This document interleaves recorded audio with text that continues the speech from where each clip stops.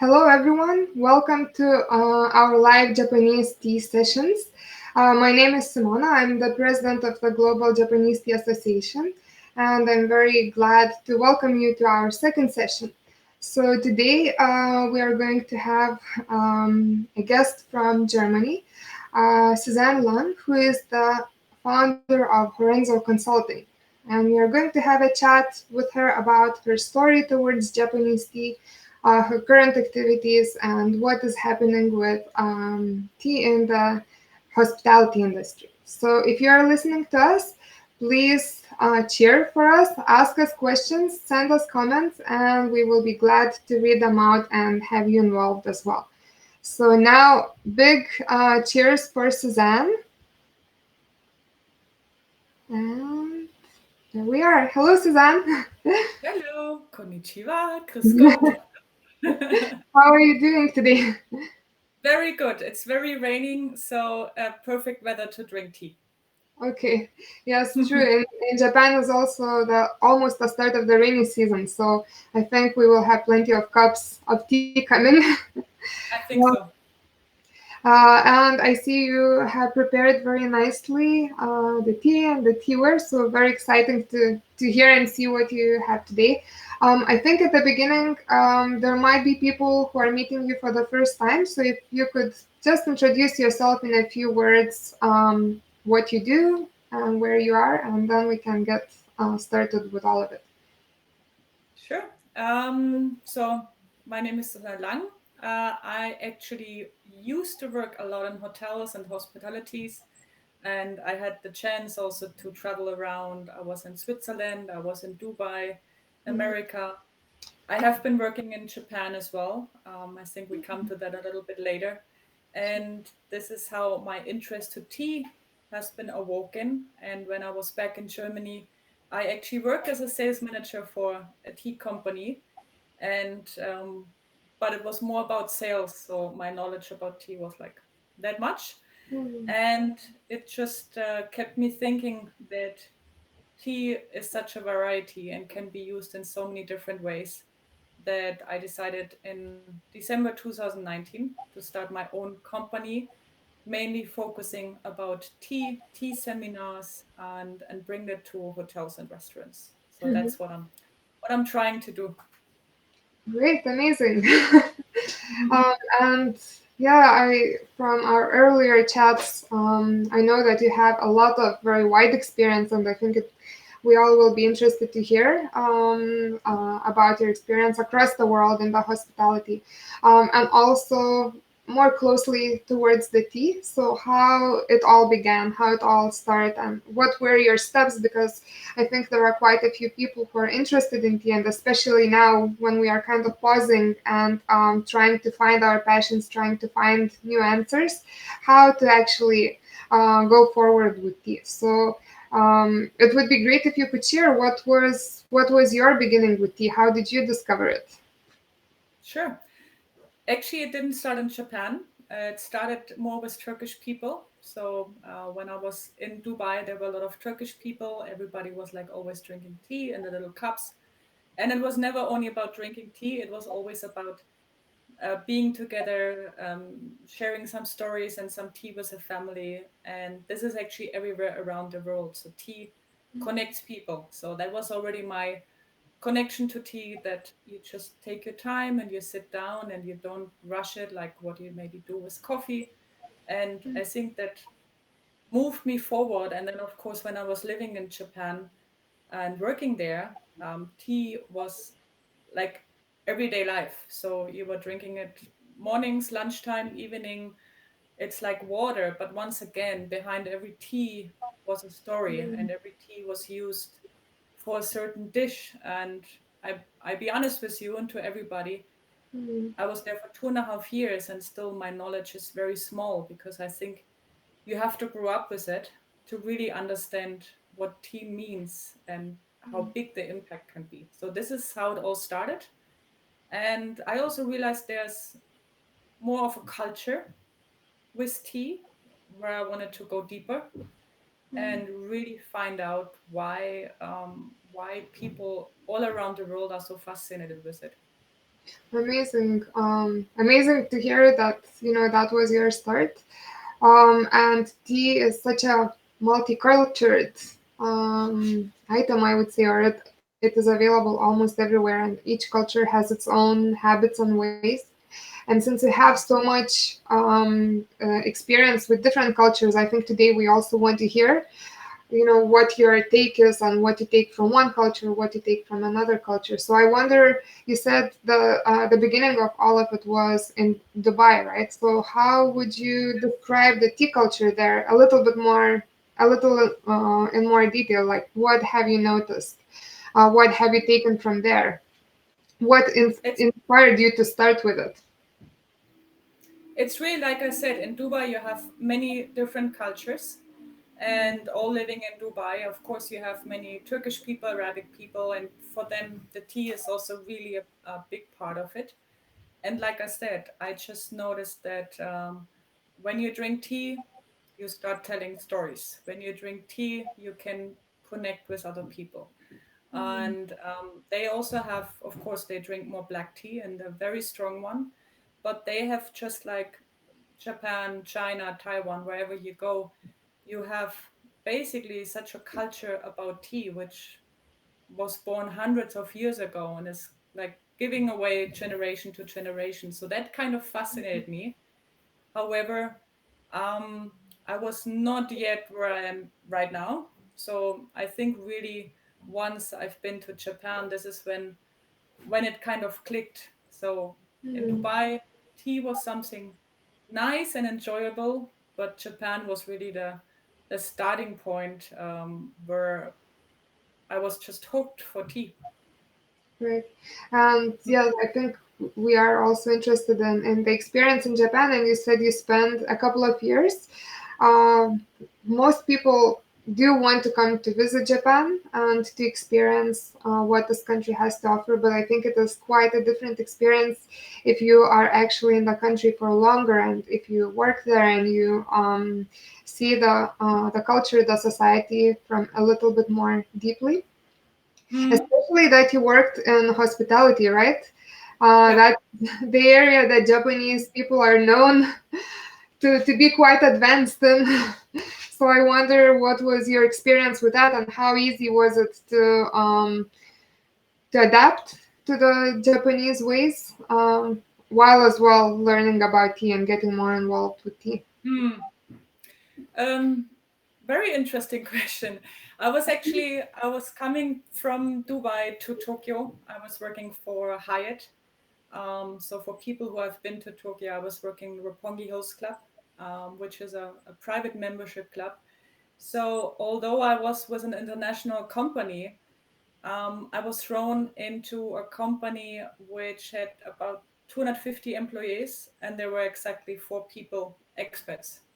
So I was really not just an expat living comfortably and easily. It was really a very Japanese experience. We had to deal with Japanese businessmen, all CEOs and embassies. So I had to very quickly adapt to, or try to adapt to, really the Japanese rules and the Japanese, I don't know how to say, engagement.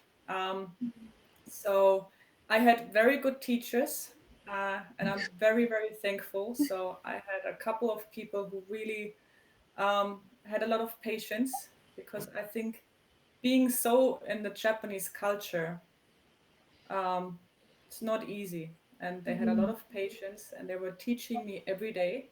Matter of fact, I'm in contact with somebody, and every time I go to Japan on visit, she's still teaching me. So Out of the I habit. think I think in Japan, as Simona know, it's just the same as Japanese tea. In Japan, the teaching never ever stops.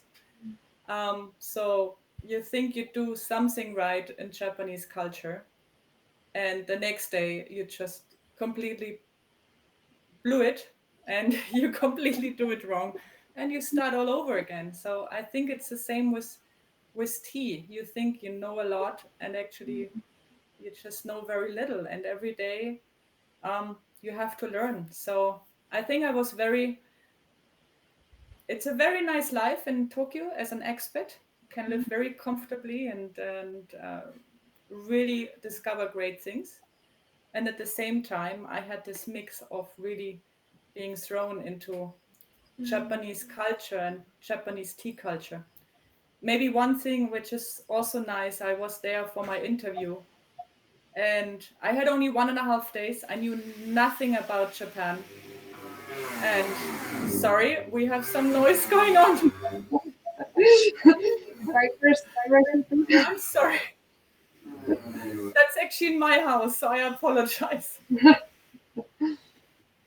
worries. And so my interview, and after my interview, okay, sorry for that. I think we Just give can me hear one you. moment. You want to? Okay. Can you still hear it? I mean, we hear it in the background, but we still hear what you say as well. So, Okay. So we try that this is soon very. Just give me a moment. okay. Simona, talk a little bit.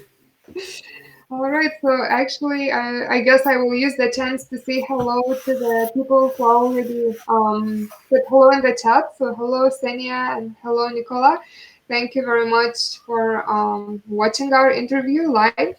If you have any questions, and anyone else that is joining us now, if you have any questions for any of us, just feel free to actually shoot them in, and we will be more than happy to go into them as well. So these interviews and these sessions are really not so scripted and not so strict. So we want to have everyone involved and basically to hear each other's stories and to share our stories with you, with all of you, and with each other.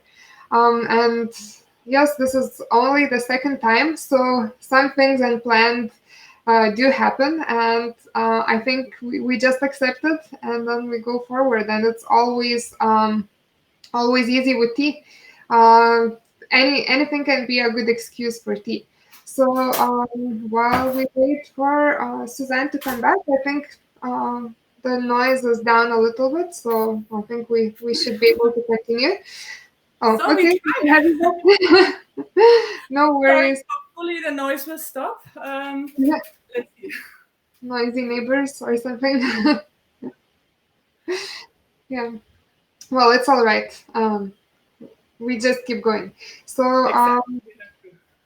yeah, it was really interesting to hear, how you actually, it sounds like you had the best of both sides. So still be part of the international expat community in Tokyo, and it's a big city, so there's no lack of that.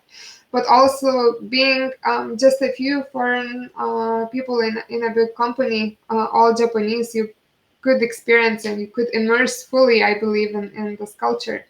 And you said every day was training or every day was learning. I actually wanted to kind of follow up on that and to ask if there was any formal training that you had to attend, or everything was just learning through observation and learning from the colleagues what they were doing day to day. Everything was learning on the go. I mean, I had a Japanese teacher for Japanese language, but please don't test me on that. But otherwise, everything really was on the go now, and I'm still learning. I mean, I have been since then. I have been to Japan 2 times again, and I'm still. It's a constant learning about the culture and about the ways. Sure, and hopefully we can still see you back many times. Definitely, The last when time everything is normal was again. not even a year ago, was last September. So yeah, it's Yeah. not so long ago. So hopefully we don't need to wait too much until the next time. And I think so. Actually, when we were introducing this live session, we were mentioning that you have experience with the hospitality industry. And looking at your resume, it seems that's the very big chunk of what you have done so far. And it would be really interesting to hear a bit more of what tea is like in hospitality. Of course, tea is second most common drink in the world, and I believe hospitality industry, hotels or restaurants cannot go without it. But what did you notice across these different countries? You mentioned already you worked in Dubai, and then here in Japan, and I believe also in Germany. So if you could share what was your what have you learned? What did you notice about the tea inside this big Hmm. industry? Hmm. I think it's interesting because on one hand, the tea is really getting more and more known, and there are amazing like tea recipes and tea stuff now. However, also in every country, unfortunately, especially in the hotels, it's always a little bit about money. So you might spend more for coffee than you spend for tea, especially in hotels. I think if you go to restaurants, then once again, if they have like a special skills, then they also have a nice loose leaf tea. However, especially um, in Germany or also in other countries, in hotels, you do have an okay enough selection of tea. And however, it's mostly in Germany in tea bags, right? In nice tea bags, I have to say, with broken tea. Um, but still, you would not have a big selection of loose leaf tea because in the end, there's always a calculation behind it, especially when you're talking breakfast. So, especially for breakfast, very difficult to find loose leaf tea. Mm-hmm. And also, I think it also depends on what training you give to the people who are working in hotels and restaurants. A lot of times, like this big mystery about tea, and they think, oh, now I have to know about all the countries and about all the production. So I'm actually trying to make that as fun and as easy as possible, and say, in the end, you just have to, um, right, pick your two or three favorite tea, sell it to the guest in a way that they know they get a high quality, and right, that you make some good money out of it. So this is still missing a lot. Right, so it needs quite a bit of help with introducing the tea, right? How to actually prepare it, what is the tea like? How about the different kinds of teas or different regions where the teas come from? Did you see any trends in that? Would some hotels or restaurants just focus on one kind of region or one kind of tea, or would they have more variety? They have most of them. I mean, at least in Germany, they have a selection between 9 to 12 teas. And of course, you have to consider Germany is big on fruit and herbal tisane. So they go at least with like 4 or 5 fruit and herbal tisane as well. You always have an Earl Grey. That's very good. You always have an Assam because this is used for north of Germany as a tea Mhm. as well. As for green tea, it has been growing lately in Germany. So before Germany was bigger on black tea. Now green tea, the interest is growing as well. And but this is like the selection that you have. So 2 or 3 black tea, 2 or 3 green tea. The rest is fruit and herbal tisane. You have between 9 to 12 teas in the hotels and the restaurants. You do have some hotels which have more. I had the luck to have seen hotels who have like 15 to 20 loose leaf teas, which is very rare. And you have a lot of flavored tea. Right. So, right, you have it flavored with mango, for example. Um, Oolong used to be very famous in Germany um, when I was just starting. It's slowly coming back. So that's a little bit a trend. Um, Matcha, for some reason, um, was not so much picked up in Germany, Mm. and I'm Even waiting for I'm waiting for the next trend. So it's very like I said, um, it's Germany is not a tea trend country, I would say. So people drink tea, but more in the traditional way. Right. Even if Germany is known to be one of the largest tea importers, it seems it just sends it out and keeps the tea bags for itself. That's true. We, but it's very interesting you mentioned that the hotels do actually have quite a bit of variation, quite a bit of variety. Just they don't focus on the quality yet.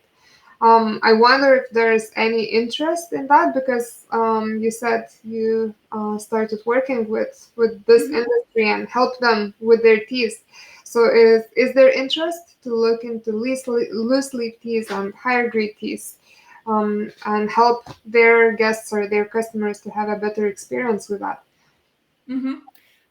That definitely is. And once again, loose leaf tea and a higher quality of tea in Germany, I feel is easier to offer and to sell in restaurants, not in hotels. Because hotels, I think in Asia we know it all different, but in Germany, usually you sleep there, you have your breakfast there. You don't necessarily spend so much time in the hotel restaurants. Whereas in Asia, I was used to, if I go to a restaurant like a standalone or to a restaurant in the hotel, it didn't really make a difference. In Germany, people are a little bit afraid to go to a hotel restaurant in the afternoon or evening.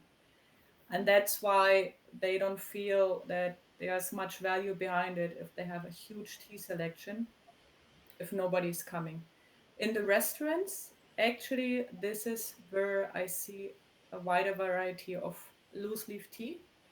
And especially if you have a restaurant which is privately owned, um, and you find the owner who is like who likes his tea, then they also go for high quality. And again, and then they also try different things.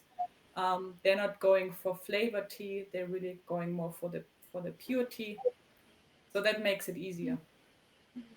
And how does Japanese tea fit in this picture? Because if you mentioned the selection is about two black teas and two green teas, and then everything else is either herbal or flavored. Mhm. Is there space for Japanese tea? How are people reacting to Japanese tea kinds? There definitely is, because if you have a selection, you have, let's say, one Chinese tea, one Japanese tea. So that's a good thing. So it's Japanese tea is definitely there. And since I started also looking at it from the other side, and since I have to see where can I order a specialty, I noticed we are in Germany actually quite lucky. We have enough tea companies where you can order a very wide variety, especially of Japanese tea and Japanese Mhm. Chinaware. So this is actually quite lucky. I don't have to order necessarily from Japan. I can actually order directly from Germany. And again, the interest in Japanese tea for private people is actually bigger than in the restaurants. So privately, and I also talked with many people who are tea drinkers. Um, they're not going to the supermarket. They know there are very good companies where they can order from.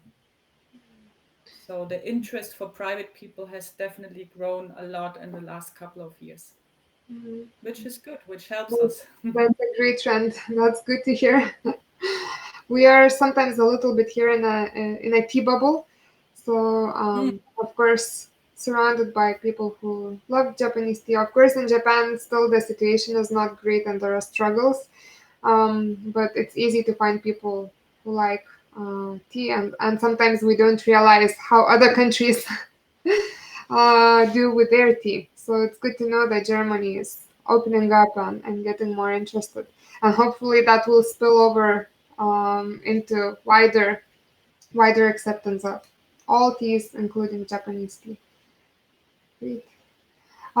So tell us a bit more about your activities or how you approach hotels and restaurants. Of course, now Mhm. we know we are in a difficult situation, but when you started, how do you envision, Mm. how to approach them, how to introduce them, how to show them the beauty of good tea? So I was lucky, of course, since I worked as a sales manager for a tea company. and actually delivering tea to hotels and restaurants. So I already had a good build up, and I also still had my hotel and restaurants contacts, not only in Germany, but of course I still have them in many other countries. So I'm using that because the interest was always there. And otherwise, of course, it was like going to big convention, going to networking events. Actually, before the crisis hit, we had a big networking events with restaurant people in the east part of Germany. So there were about 800 restaurant owners there. Luckily, we still had this event. So of course, it's a lot of right talking, going to events, using social media. I think this is a huge advantage as well. That you are connected internationally, and of course also with association. And now, of course, since we all know, I think in every country it's the same, and also in Germany, the hotels are have opened up end of May. So it was a very long time. They're still not allowed to do any events. That's why I actually started also doing like Facebook Live, Instagram stories. So you try to keep the attention, and I do actually have a couple of projects planned, and maybe it's good because you're in the planning stage. I have, for example, I'm in contact with a great mixologist, so he's interested in tea cocktails. He has never been to China or Japan or Taiwan or any tea country, so he's very keen on learning more. But he has an amazing cocktail skills. So a lot of projects going on, and you have to constantly keep connected. And Right. I think this is what you're doing quite well. I've seen you have held a few live sessions, and some of them were about mixology, about cocktails. And I wanted to leave this question, I guess, for a little bit later. But since you brought it up, I just cannot hold back anymore. So, tea mixology, Yes. cocktails with tea. How did that happen, and where are you now? What are you doing with this? It was always, I mean, if you're in hospitality, of course, you always look for new cocktail ideas, right? I never have been a super bartender, I have to admit. And then when I was at home in Germany and I started working for the company, of course, my clients were asking, do you have any new ideas? Do you have any new recipes? So I actually started being Sundays at home and messing up my kitchen completely. And so it became a little bit, a thing for me. And it's still, there's a lot what can be done. And I think why I started is I was always a little bit amazed how much sugar and syrup is in cocktails. So I thought, we have tea. We have hundreds of tea which we could use with different flavors. So I think this is how it all started. So I'm still in the beginning. I'm still trying out, Okay. but it's just a lot of fun. And I can say the cocktails really taste better with tea. Wow, amazing. And in Japan also, there have been already for a few years trying to make alcohol with tea, like tea beer or Mm. tea sake or tea umeshu or something like that. That includes tea, but I think the trend to mix and create a cocktail involving tea is still quite new, and it's really exciting to see new recipes coming up. And so when I saw your one of the live sessions, that was really interesting to see. Mm. So today you mentioned that you have prepared a little bit of something that maybe you can show us. One of your Ah, secrets. you just want to get my recipes. Well, you don't need to reveal everything, but I think we're No, curious. Yeah. totally fine, totally fine. Because this is what we're here for, right? We want to show people what they can all do with tea. Um, so I do the very quick version, since I know Simona still has a lot of questions for me. Um, so maybe what I always like to show, and I actually learned this in Japan. So I picked this up from Japan, and I know when I was doing my master course in Wasuka, um, I think Matsu-san or Simona, she also has done it. If you want to get an iced tea and you want to do it in a very patient way, so to say, you put the tea in the glass, you can put some fruits in the glass. I also learned that everything has a season. So end of August, when I saw it the first time, um, it was fruits. 2 weeks later, it was already ginger, and you put the ice cube. So you need to be patient, right, Simona? Take some And time.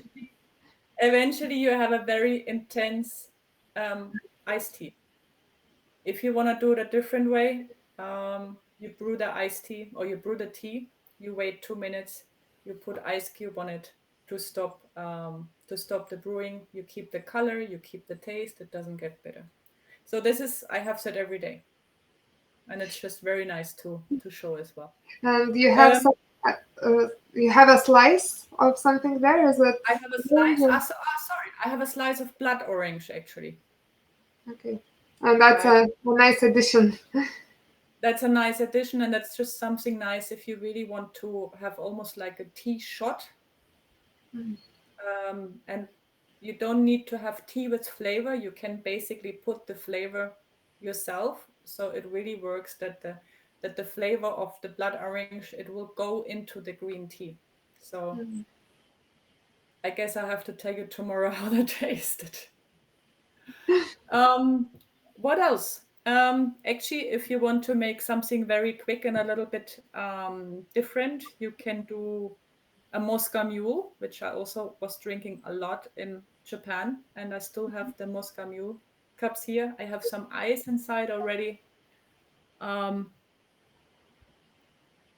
you just have some ginger, some lemon. Sorry, I'm out of the screen. And some cucumber. So it's all things which normally everybody hopefully has in the kitchen. And you just put some ice. You put some gin, which I already have inside. I have a Bavarian gin. And um, and you actually have green tea. What are you using? Would you tell us? Okay, from Wazuka. Was that from I Bazooka? recognize the package. And I forgot having showing it to you. I'm missing my glass actually, so I don't know if you can see it. Yeah, yeah, sure. Yeah. Is that the same that was in the cup with That ice? was the same. It's the same which was in the ice. So it's green tea. And so basically, you have 4 cl gin. You have tea, which I'm this time it's a little bit thin. Normally, I'm brewing it basically with less water, so the tea is a little bit stronger. Mhm. I have experimented with tea syrup, but it still takes a little bit experimenting. And you basically just top it up It's with so like water, tonic water. with tonic water. And then I'm lucky I have a garden, so I have very big mint. Wow. That's from your garden, your grown. That's from my garden, Oh. actually. That's why I'm lucky. And then, we can see it now out of the Yeah, picture. yeah. And if you want to be a little bit fancy, you can take some more decoration. Since I have the blood orange here, you can put a little bit powdered sugar over the mint. And since we're talking tea cocktails, you should decorate it, of course, with a little bit tea. And here goes my decoration. Does not want to come to the screen. That's live. Yeah. Wow. Sorry, guys, but we are live. What to Yeah. do? So Okay. just that's just one way. And instead of having any sugar syrup or anything, Mhm. you really just have like the natural things, and maybe a little bit for colder weather. What is also nice, that's actually the second tea which I tried today, um, hojicha, Mhm. which I actually took from a very small shop in Kamakura. So I don't have the package here anymore. And the leaves get very big like that. Okay. And it has a very nice chocolate flavor, which is perfect for the weather. And if you want to, you can actually, sorry, I'm German, so I don't know if you can see that Schnaps. It's So not. it's a hazelnut liquor. And this I'm actually making more like an aperitif. I wonder if we So can find it in Japan. Might be. um, I'm I'm sure you can find maybe something with hazelnut. Sure.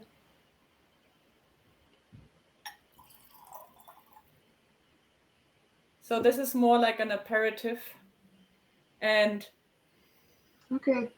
it smells like then if you like Baileys, that would be your healthy version of Baileys. So you No, have like the chocolate dark roasted flavor of hojicha that, and the schnapps. that sounds amazing.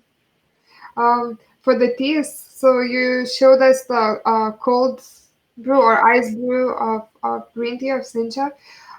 Is that how you prepare the for the cocktail as well, or did you make a hot brew? And the same goes with hojicha. How did you brew those two teas for the cocktails? Um, it depends really. The hojicha I made hot, and it depends a little bit what I do. If I need like a bigger version, I mean, I had sometimes a tea cocktail stand where you had like 15 liter of iced tea. Then I'm brewing it hot. I put ice cubes on it, and I fill it up. And the other version, if I do something for myself, then I usually do it like that, like in the afternoon, and I just wait, because for me this is more intense. Mm-hmm. So I have the higher intensity and less water. So it always depends how I do it. So one thing what I also like about it, you can do a lot of different version with tea, and this is what I want to show people as well. Now, Simona, please don't. Simona is a super wonderful teacher, which is really nice if you are in a master course. And then of course I go to hotels and I have to basically teach them in a way that they have fun with it, right? So in the beginning, it's always to make it. How can you make it easy and accessible for the hotels? They don't have enough time. They have stress. It's always easier to press a button on the coffee machine than to make a tea. This is what they think. But I'm showing them with iced tea how you can make a iced tea like very quickly. These are That's my super fun recipes and super fun ways, and I think it really makes people excited and interested more. And actually, we have been having a couple of comments that we didn't really pay attention too much yet, so we just no. wanted to read out. We had a comment from Senia saying that schnapps are usually strong. Hmm. And she remembers from her time in Germany that it was quite strong, but they're good. And then we had Ian mentioning smoked teas that might be good for mixing or for making cocktails. So I wonder if you have tried with smoked teas, or maybe it's something to try for the future as well. I had it tried only once. That was actually last year, and I'm super interested in smoked teas because that seems to be something which, for some reason, I see it a lot. I think also Ian, who a lot of people know, shared an article recently on Facebook. So maybe Ian, if you're still listening, maybe you can also share where you can get smoked teas from. That might be really, especially for cocktails. that might be very interesting, because once again, um, you cannot take any type of tea for cocktails, right? You need to get a little bit of stronger flavor, and you need to bring that flavor in. Um, so this is, I have to try it again and get a little bit more into it, especially when it comes to cocktails. Right. Now, I think with whiskey, and then once again, Japanese whiskey, it could be a very interesting combination. We're talking too much alcohol, so No, no, no, this is very interesting. So you were saying that we taught you quite a bit while you were here. Actually, today I'm learning a lot from you. This is totally new for me. I am into experimenting as well and then trying some recipes with tea, but so far it has been mostly about cooking with tea. So mm, mixing with tea is now super exciting, and I think just today after we finish our call, I'm going to check for our cupboard. What do we have and what can we mix, what and we maybe have I in the can try. cabinet.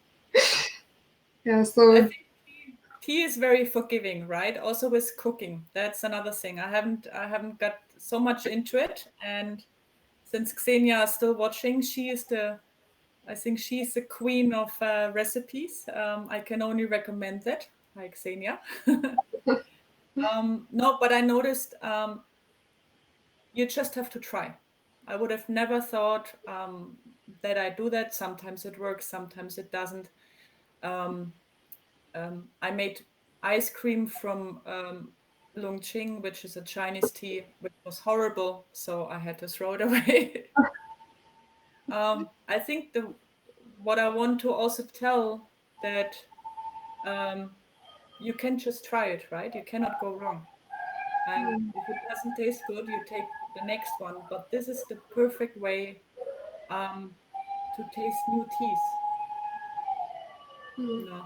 No. we're actually having more suggestions for Yeah. teas to use in the cocktail. So Senia mentioned irbancha and kyobancha. Mm. Those are yeah, also fun, nice Japanese teas that perhaps could go well in a cocktail. So I think it's up now for all of us a challenge to see how we can, what can we make with them, how we can Mhm. make them. Even just iced tea, right? It doesn't have to be cocktails. I mean, that's a little bit of thing. But once again, um, in Germany or many other countries, if you buy iced tea from the supermarket, wherever, you have like a green tea extract, you have a lot of sugar, you have a lot of flavors, but it has nothing to do with iced tea. Um, People buy it because it's cheap and it tastes nice. Mm, Um, Whoever has been to Japan already, and you go to a supermarket and you see like 30 different bottles of green iced tea and you have no sugar inside, then you know what an iced tea is. Again, making iced tea at home and you keep it for 3 to 4 days, you do it in like in 2 minutes, right? Um, for kids, if you put some fruits in it, if you put a little bit honey on it, you have a fun way to do it. And that's another thing. I think in many countries we have the culture it has to be cheap, and I'm buying it, but it's a complete different approach. If I buy a pack of green tea, which I just threw on my table, if I buy that green tea and make an iced tea, mm. in the end, it's much more worth it than buying a packet from the supermarket. Right, and especially now is the great season. I'm in the countries that are having summertime now. Of course, the Right? other half of the world might be now in winter. But I actually wonder. So when I had a bit of experience living in Germany, and that was a Mm, while ago, about 8 years ago, and I talked with people who were working in tea back then, and a lot of them told me that tea is a drink for the winter. In summer, Germans don't want to drink tea; they switch to beer. mm. So I wonder if you know how easy it is for you to introduce this way of using iced tea as a summer drink, as a refreshing drink, rather than beer. Be Yeah. more healthy and have a delicious drink. Luckily, I think the scene has also changed. I mean, now we notice that iced tea is a big thing. Um, it's actually offered also in hotels and restaurants. What is interesting, I worked for a company which is really purely focused on hotels and restaurants, and there's a big competition. So of course you look like what are the others doing? What are the companies doing? Um, the five, six big companies about tea who are selling to hotels and restaurants, they are competing since about 3 to 4 years every time who has the new idea for iced tea. So earlier you asked me for trends. I mean, for me, iced tea is not a trend, but Hmm. somehow maybe it is. If I think about it now, um, so it's a huge market because you can, of course, the hotels they can put some fruits inside and they can, right? They can charge 4 to 5 euro. So actually, it is a market, and companies are competing. Like, what's the package, or is it a glass, or should I make the tea concentrated and then just the hotel just has to pour water and it's ready, or um, Hmm. so this is definitely easy. Um, and also in the supermarkets you have enough, but again, I would call that a colored sugared water Oh, and not sorry. ice, right? Um, but there's definitely a market for it. Hmm. I So, think what is interesting to say, not only saying it's a green iced tea because that's boring, right? To say um, it's a sencha iced tea or it's a hojicha iced tea or um, and this is more interesting. and people are familiar with these kinds of tea because I think a lot when someone is new to tea or when they simply buy tea from the supermarket, they Mm. know green, black, maybe oolong, but that one category or one group is not one item, it's a range of items. Mhm. So now you mentioned hojicha and sencha, and of course many more other Japanese green teas and green teas from other countries. Are people getting more familiar? I guess my knowledge is now a little bit 8 years back or 9 years Mm. back when it was still very much buying in a supermarket and everything being called Yeah. green tea. Again, they're like, right, two ways. The one who really just buy something and have it cheap and they're happy with it. Um, for the private market, like I said, you do have, even in the smaller cities, you have tea stores and they're selling loose leaf tea, which is a big help. Of course, online helps as well. I mean, now people have access to social media and to learn about tea. We do have some great companies for private people. So I think in the private sector, the awareness is really growing a lot, because people in Germany also they're more health conscious. So right, we have a lot of vegetarian people. Hold on. No worries. We have many things happening today, but still always tea makes it more smooth. So I guess I wanted to mention it already before when we had the first Sorry. introduction. And I was just going to use the chance to show one of the teas that you introduced a couple, but I'm also making one. And Yes. this is made by my good friend from Wazuka. The company is called Utena Chaya.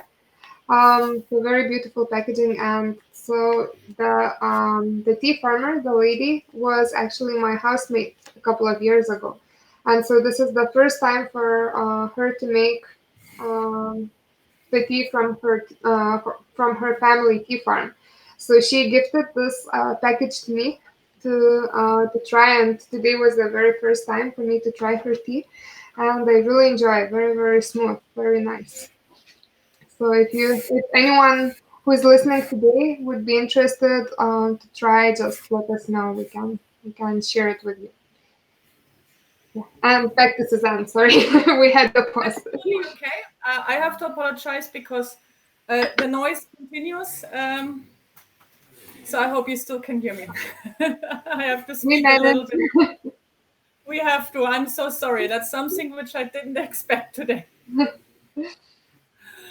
Um, yeah, so I think putting awareness, especially in hotels and restaurants, that's what here we are for, right? So we have that mission, all of us, to just grow the awareness. And I think if hotels and restaurants are just even just putting a description in the menu, even just having a tea menu, which they give out for breakfast, little things which help a lot already. Sometimes they don't think about it. Sometimes you go to a hotel and they say, "What tea do you have?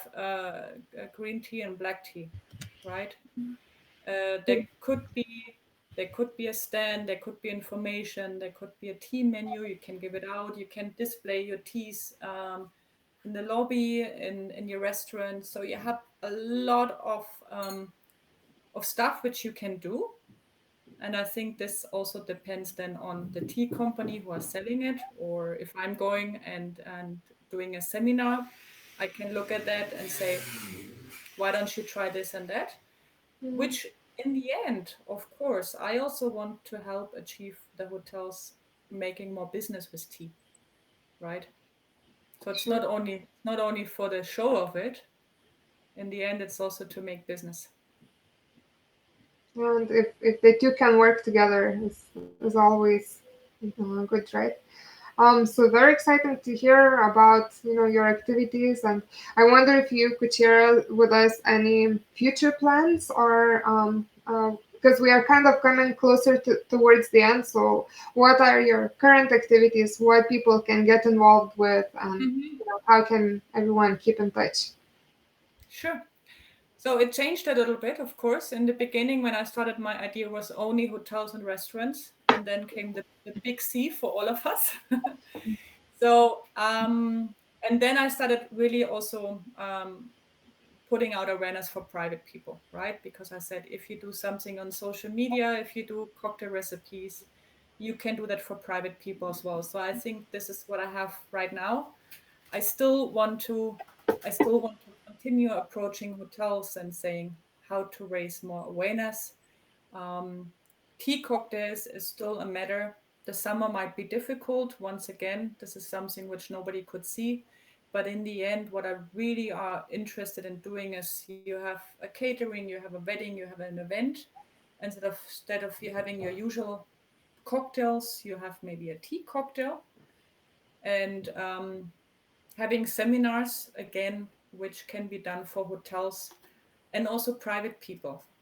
So I think an interesting target is companies. They all have increasing their awareness for like healthy employees, right? They want to have a healthy break. So this could be also something which is very interesting to follow up. And I think we just have to be very flexible right now, um, and to see what's coming because we didn't expect it. So I'm kind of going with the flow. I'm still having my projects in mind and just hoping that we can continue raising the awareness for tea. Right. Right. Thank you so much, Suzanne, for Thank sharing your story with us and your projects and your current activities. For me personally, it was very interesting to hear, and especially be inspired about the mixology and the tea cocktails. And I hope everyone that tuned in and joined us today also got to learn something different, something new. So, just a couple of last words. So, this was our second live Japanese tea session with Susanne Lang, the founder of Horenso Consulting. And we would like to keep organizing these activities to introduce people working with tea, with Japanese tea, both in Japan and around the world. So we plan to keep these activities going about once every 2 weeks or a couple of times per month. So please stay tuned with our social media and our website, and you can keep updated about it. And just towards the end, I would also like to mention our membership program that Mhm. basically aims to connect the people around the world involved with Japanese tea so that we all together could better the world of Japanese tea. could learn from each other and could build new projects together. And so both Suzanne today and also our previous guest, Senia, are our members, our dear members. And so we invite the others for tuning in as well to check it out and to see if it might be for you and if you want to join our tea community. So this is all for today. Thank you very much for joining us, and we hope to see you soon again. Yeah. Bye. And you should visit definitely Vasuka if you can again. I can only recommend it. We forgot to mention that. Sorry, Simona, I have to. But Please. if you ever have a chance being in Japan, visit Vasuka, visit Obubuti, contact Simona, because your whole approach to tea will change after that. Thank you so much, Susanne. Very nice words. Arigato gozaimasu. And thank you for joining us. And once again, thank you and bye, everyone. Bye bye.